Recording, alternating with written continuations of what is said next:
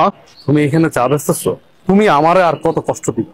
আমার বউ আমারে বললো চা বিক্রি করতেছে। আমি এই কথা শোনার পরে নিজেরা সামলায় রাখতে পারি না। আমি এই জন্য তোমাকে নিতে আসছি।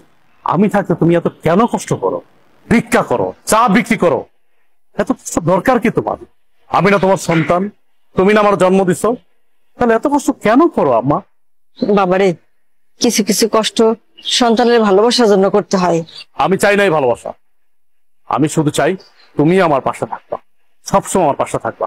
তুমি পিছিয়ে কি করছো না করছো আমি সব ভুলে গেছি। তুমি আমাকে মাফ করে এখন তুমি আমার সাথে চলো, আমার বাসায় থাকবা, চলো।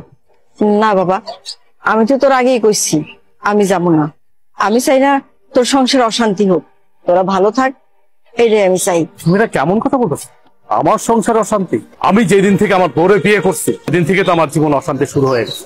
তুমি আর নতুন করে কি অশান্তি শুরু করবা? অথচ দেখো, আমার বাড়িতে থাকার কথা তোমার, অথচ তুমি না থেকে আমার শ্বশুর থাকছে। শ্বশুর থাকতেছে নন স্টপ, দিনের পরে দিন, রাতের পরে রাত, ভালো মন্দ খাইতেছে, ঘুমাইতেছে, ফিরতেছে। অথচ তুমি রাস্তা রাস্তা ভিক্ষা করতেছো, চা বিক্রি করতেছো। খারাপ লাগে না আমার? আমার তো খারাপ লাগে। তোমার তো ন্যূনতম কমন সেন্সটুকু আছে, অথচ আমার শ্বশুরের কোনো কমন সেন্স নেই। আমার বোর কাছে আমার শ্বশুরই সব। যাই হোক মা, আমি তোমার এত কথা বলতে পারতেছি না, এখন কোনো কথা আমি শুনবো না তোমার। তোমার এই চার ব্যবসা রাইখা এখন আমার সাথে তুমি চলো। এখন থেকে তুমি এই বাড়িতেই থাকবা। তুমি এত কিছুর পরেও সেই তোমার মাকে বাড়িতে নিয়ে এসছো, আমাকে তোয়াক্কা করে তুমি তোমার মাকে নিয়ে আসছো। তোমাকে কি তোয়াক্কা করবো?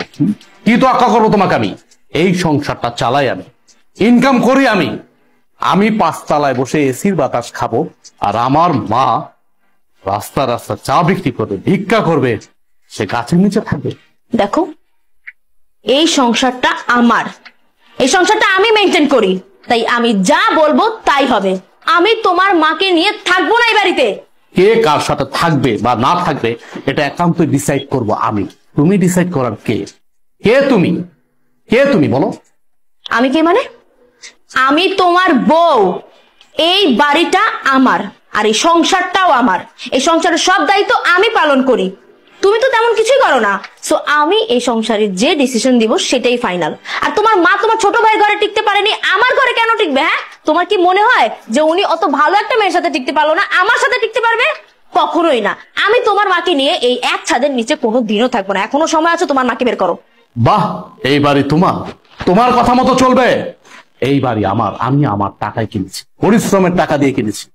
আর চাকরিটা করতেছি পরিশ্রম করে, কিন্তু চাকরি করে টাকা উপার্জন করি। হ্যাঁ মানলাম, তোমার বাবা আমাকে চাকরি দিয়েছে, সে অনেক সহযোগিতা করছে, আমি প্রয়োজনে তার টাকা দিয়ে দেব, কিন্তু তুমি কোনো কথা বলবা না আমার মার বিষয়ে। আমি বাইচা থাকতে তোমার মা এই বাড়িতে থাকতে পারবে না, তাহলে তোমার সাথে আমার সংসার টিকবে না। কি হয়েছে মা, এত চিল্লাচিল্লি করছিস কেন? আপনার মেয়ে আমার মাকে এই বাড়ি থেকে বের হয়ে যেতে পারছে। আমার মাকে সে সহ্যই করতে পারতেছে না। আপনি জিজ্ঞেস করেন কেন আমার মাকে সে সহ্য করতে পারতেছে না? আমার মা গরিব, এই জন্য। বাবা দেখো, মহিলার দিকে তাকাও। এই সেই মহিলা যে কিছুক্ষণ আগে আমাদের কাছে চা বিক্রি করেছিল। আর উনি আমাদের কাছ থেকে টাকা কেন নেয়নি জানো? কারণ উনি আমার আদরের শাশুড়ি, আমার এই হাজবেন্ডের একমাত্র মা, ফকিন্নি মা, যার কারণে আমাদের কাছ থেকে টাকাটা তখন নেয়নি সে।